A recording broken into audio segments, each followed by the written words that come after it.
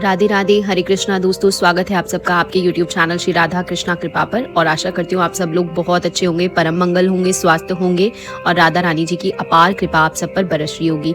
सबसे पहले आप सभी को साल की पहली एकादशी पुत्रदा एकादशी की अनंत और अनंत शुभकामनाएं दोस्तों। साल की पहली एकादशी है, वैसे तो ये अंग्रेज कैलेंडर के हिसाब से नया साल प्रारंभ हुआ है, लेकिन अगर मैं बात करूँ हिंदू कैलेंडर के हिसाब से तो ये पहली एकादशी नहीं है, ये खरमास की दूसरी एकादशी। अब आप लोग कहोगे कि बड़ी एकादशी कैसे है। पुत्रदा एकादशी का महत्व इसलिए भी बढ़ जाता है दोस्तों क्योंकि ये साल में 2 बार आती है। एक तो खरमास अर्थात पोष के महीने में आती है, दूसरा सावन के महीने में भी पुत्रदा एकादशी आती है। तो एकादशी ऐसी है जो साल में 2 बार आती है और दोनों एकादशी बहुत इंपॉर्टेंट है। नंबर 1 पुत्रदा एकादशी जो साल में 2 बार आती है दोस्तों। नंबर 2 और आमला एकादशी जो कि साल में 2 बार आती है। जब बड़े सारे लोग जब मुझसे पूछते हैं कि संतान प्राप्ति के लिए क्या करें, संतान प्राप्ति के लिए क्या करते हैं, सबसे पहली बात दोस्तों ये है कि संतान प्राप्ति के लिए भगवान ने साल में 2 बार व्रत बताए हैं जिसका नाम ही पुत्रदा एकादशी है। ठीक है ना। पुत्रदा एकादशी बेसिकली संतान प्राप्ति की इच्छा रखने वाली दंपतियों के लिए होती है। ऐसा नहीं है कि केवल जिसको संतान प्राप्त नहीं हो रही केवल वही उसे संतान की दीर्घ आयु के लिए भी, या फिर आपकी संतान बहुत ज्यादा बीमार रहती है तब भी आप पुत्रदा एकादशी का व्रत रख सकते हो। आप व्रत रखिए और आपके पुत्र पुत्री जो भी आपका बच्चा है उसको आप ये पूरा फल दे सकते हैं। अब मैं बात करूं दोस्तों, अगर पंचांग की बात करूं तो 9 तारीख को एकादशी तिथि जो है वो प्रारंभ हो रही है दोपहर को 12:02 के आसपास। ठीक है, सूर्य उदय के साथ हमें एकादशी तिथि नहीं मिल रही तो 9 तारीख को हम 10वीं तिथि के नियमों का पालन करेंगे और 10 तारीख को हम सूर्योदय के साथ एकादशी के व्रत का पालन करेंगे दोस्तों। अगर मैं बात करूं वृंदावन की तो 10 तारीख को एकादशी है। मैं खाटू श्याम की बात करूं तो वहां भी 10 तारीख को ही एकादशी है। बाकी बांके बिहारी जी के मंदिर में भी दोस्तों 10 तारीख को ही एकादशी है। इस्कॉन टेम्पल की बात करूं तो वहां भी 10 तारीख को एकादशी है। घोड़ी संप्रदाय में 10 तारीख को एकादशी है। अन्यथा पूरे भारतवर्ष में दोस्तों बड़े धूमधाम से ये पुत्रदा एकादशी का जो व्रत है वो रखा जा रहा है। एक बात मैं आप लोगों को क्लियर कर दूं कि इस पुत्रदा एकादशी पर कुछ ऐसे संयोग बने हैं कि श्रीधाम वृंदावन में वैकुंठ द्वार है, अर्थात रंगजी का मंदिर है, उसमें वैकुंठ द्वार है, उसके दरवाजे खुल रहे हैं। हर साल पुत्रदा एकादशी पर वैकुंठ द्वार के दरवाजे नहीं खोले जाते तो मैक्सिमम टाइम क्या होता है कि मोक्षदा एकादशी ऐसी होती है जिस पर दोस्तों वैकुंठ द्वार के दरवाजे खुलते हैं।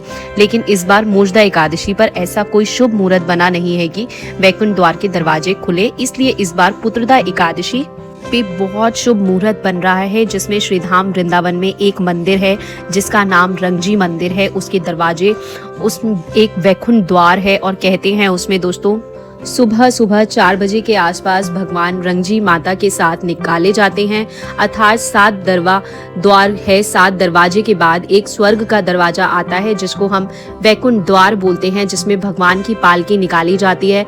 और कहते हैं कि रंगजी के सवारी निकाली जाती है ना केवल वृंदावन धाम में यह मंदिर स्थित है अपितु सारे साउथ की तरफ यह पद्धति है, लेकिन ये पर्टिकुलर विशेष किसी एकादशी पे नहीं होता। किसी कभी ये मोक्षदा एकादशी पे होता है, कभी पुत्रदा एकादशी पे होता है। मैं अगर बात करूं तो 2024 में ये मुहूर्त कभी भी पूरे साल नहीं पड़ा, लेकिन 2025 में ये मुहूर्त 2 दिन पड़ रहा है। पुत्रदा एकादशी वाले दिन ये मुहूर्त पड़ रहा है और दूसरा एक और 2025 में एंड में मोक्षदा एकादशी पड़ेगी, उसमें भी ये मुहूर्त पड़ रहा है दोस्तों। तो ये बहुत इंपॉर्टेंट तिथि है। इस इंपॉर्टेंट तिथि पे व्रत आप रख सकते हैं। बहुत सारे लोगों का प्रश्न होता है कि हमारे बच्चे सक्सेसफुल नहीं हो पा रहे हैं, क्या करें? तो आप पुत्रदा एकादशी का व्रत करो। कंसीव नहीं कर पा रहे हो तब आप क्या करें? पुत्रदा एकादशी का आप व्रत कर सकते हैं। अगर बार बार मिसकैरेज हो रहा है क्या करें? इसके लिए भी आप पुत्रदा एकादशी का व्रत करो दोस्तों। बच्चे बार बार बीमार पड़ रहे हैं क्या करें? तब भी आप पुत्रदा एकादशी का व्रत करो। नाम से ही प्रतीत हो रहा है बच्चों को प्राप्त करने वाली, बच्चों को डेडिकेट करने वाली एकादशी का नाम ही पुत्रदा एकादशी है दोस्तों, जो कि दोस्तों 10 जनवरी को बहुत धूमधाम से मनाई जा रही है। इसमें जो राहु काल है केवल उसको छोड़कर बाकी आप पूरे दिन पूजा अर्चना वंदना कर सकते हैं। बहुत सारे लोग बोल रहे हैं भद्रा का साया है। अरे भद्रा का साया दोस्तों स्वर्ग लोक में है, पृथ्वी लोक पे भद्रा नहीं है। भद्रा जब स्वर्ग लोक में होती है और पृथ्वी लोक पर पूजा अर्चना वंदना होती है तो वो सुखद फल देने वाली होती है। 9 तारीख को दशवीं तिथि के नियमों का पालन होगा, जैसे कि 9 तारीख को किसी भी प्रकार से लहसुन, प्याज, मांस, मंद्रा का सेवन नहीं होगा, पृथ्वी शयन होगा, किसी भी प्रकार से आपसे लहसुन का उपयोग नहीं करना, संपूर्ण ब्रह्मचर्य का पालन करना है दोस्तों। किसी भी प्रकार की कोई काम वासना क्रीड़ा को अंजाम नहीं देना। 10 तारीख को सुबह सुबह ब्रह्म मुहूर्त में उठना है और पानी में तिल डालकर स्नान करना है। तिल डाल के स्नान करने के लिए मैं क्यों बोल रही हूँ, क्योंकि जनवरी में ना तिल की बड़ी महिमा बोली गई है और वैसे भी पोष मास में और माघ मास में उसमें तिल की बहुत ज्यादा महिमा बोली गई है। 2 महीने ऐसे हैं जिसमें आप तिल की विशेष महिमा बोली जाती है, तो आप पानी में तिल डाल के, गंगा जल डाल के या यमुना जी का जल डाल के आप स्नान कर सकते हैं, या आप आंवले का रस डाल के, इनमें से कुछ भी चीजें हो, 1-2 चीजें डाल के स्नान कर सकते हैं। और पीले रंग के वस्त्र पहनने हैं, क्योंकि भगवान श्री हरि विष्णु को पीताम्बरधारी बोला जाता है दोस्तों, तो उनको पीले रंग के वस्त्र बहुत बहुत ज्यादा अच्छे लगते हैं। बाल लड्डू गोपाल को घर पे है तो उस दिन उनको आप पंचामृत से स्नान कराइए। अगर लड्डू गोपाल घर पे नहीं है तो जो भी आपके मंदिर में प्रतिमा है, जो भी है भगवान की प्रतिमाएं हैं, उस दिन उनके वस्त्र बदल के मंदिर प्रांगण को साफ कीजिए, उनके वस्त्र बदलिए और उनको स्नान आदि करवा के जल रूप से, और जल जरूर छिड़किएगा। घर की दहलीज पूजन करिएगा, इस दिन अवश्य कीजिएगा दोस्तों। घर के बाहर स्वास्तिक अवश्य बनाइए, फिर आपको पूजा स्टार्ट करनी है। पूजा के लिए सबसे पहली चीज होती है संकल्प लेना। कहती हूँ पूजा जो है बिना संकल्प के जो व्रत होता है वो अधूरा माना जाता है, तो संकल्प बहुत इंपॉर्टेंट है, कंपलसरी है। वैसे तो संकल्प दोस्तों चावल से लिया जाता है, लेकिन पुत्रा एकादशी और एकादशी पर चावल का उपयोग नहीं होता, इसीलिए आप 1 या 2 का सिक्का ले सकते हैं, लौंग ले सकते हैं, सुपारी ले सकते हैं, इलायची ले सकते हैं, उनसे संकल्प आप ले सकते हैं। अपने हाथ में आपको रखना है और क्या बोलना है, श्री विष्णु श्री विष्णु श्री विष्णु श्री विष्णु, मेरा नाम प्रियंका है, मेरा गोत्र ये है, मेरा निवास स्थान श्रीधाम वृंदावन है। मैं आज पूरी विधि विधान से पुत्रदा एकादशी का व्रत कर रही हूँ। ये व्रत मैं फलाहार करके करूंगी और इस व्रत का जो पुण्य है मैं अपनी बिटिया को, अपने बेटे को समर्पित करना चाहूंगी, और जो भी सामग्री है वो भगवान के चरणों में मैं समर्पित कर दीजिएगा, या फिर सूर्य भगवान को जब आप जल चढ़ाएंगे उसमें समर्पित कर दीजिएगा। पोष का महीना चल रहा है दोस्तों, या फिर खरमास जिसको बोलते हैं, इसमें सूर्य भगवान की पूजा वंदना करने का विशेष और विशेष महत्व होता है दोस्तों। तो सूर्य भगवान को जल आप जरूर चढ़ाएं। इसमें उसके तत्पश्चात आपको आरती करनी है, कथा पढ़नी है, और हर एकादशी पर कथा का एक विशेष प्रावधान होता है। हर एकादशी की जो कथा है ना वो अलग अलग होती है, तो कथा आपको अवश्य पढ़नी है।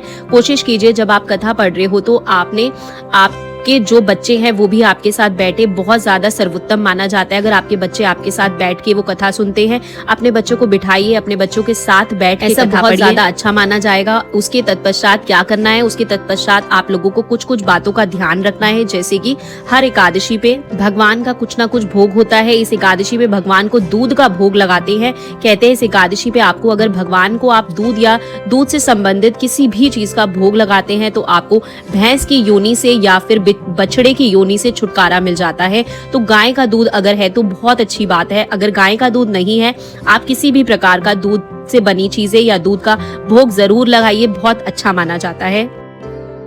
उसके बाद आरती कीजिए। आरती करने के बाद दूध का सेवन पूरा घर कर सकता है। अगर आपका निर्जला व्रत निर्जला व्रत रखते हैं तो दूध का सेवन नहीं करेंगे, बाकी दूध का सेवन आप व्रत में इत्यादि में किया जाता है। दोस्तों पूरे दिन किसी की निंदा चुगली नहीं करनी। तुलसी पूजा का विशेष महत्व है। तुलसी जी की परिक्रमा कीजिए। देखो हमेशा तुलसी जी की 4 परिक्रमा करते हो तो एकादशी पर कोशिश कीजिए तुलसी जी की 11 परिक्रमा, 21 परिक्रमा या 100 परिक्रमा अवश्य करें, ठीक है ना।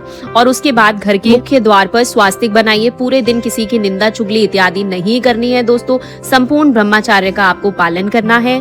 एकादशी वाले दिन भी और एकादशी वाले दिन दोपहर को सोने की दोस्तों मनाही होती है। एकादशी क्या किसी भी व्रत में दोपहर को सोने की मनाही होती है।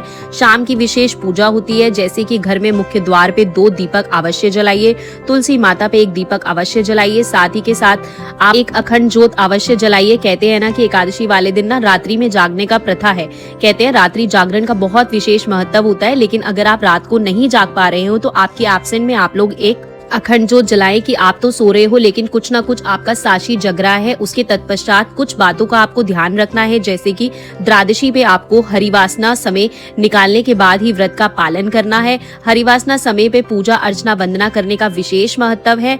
जब आप व्रत का पालन कर रहे हो तब राहु काल ना हो, या फिर आप जब एकादशी की पूजा अर्चना वंदना कर रहे हो तब भी राहु काल ना हो, बस केवल इन बातों का आपको ध्यान रखना है, बाकी किसी भी बात का कोई ध्यान नहीं रखना है। ये थी पूरी जानकारी पुत्रदा एकादशी की। आशा करती हूँ ये वीडियो आपके लिए हेल्पफुल हुई होगी। कुछ भी आपको अच्छा लगा हो, कुछ भी आपके लिए हेल्पफुल हुई हो तो वीडियो को लाइक और शेयर कर दीजिएगा।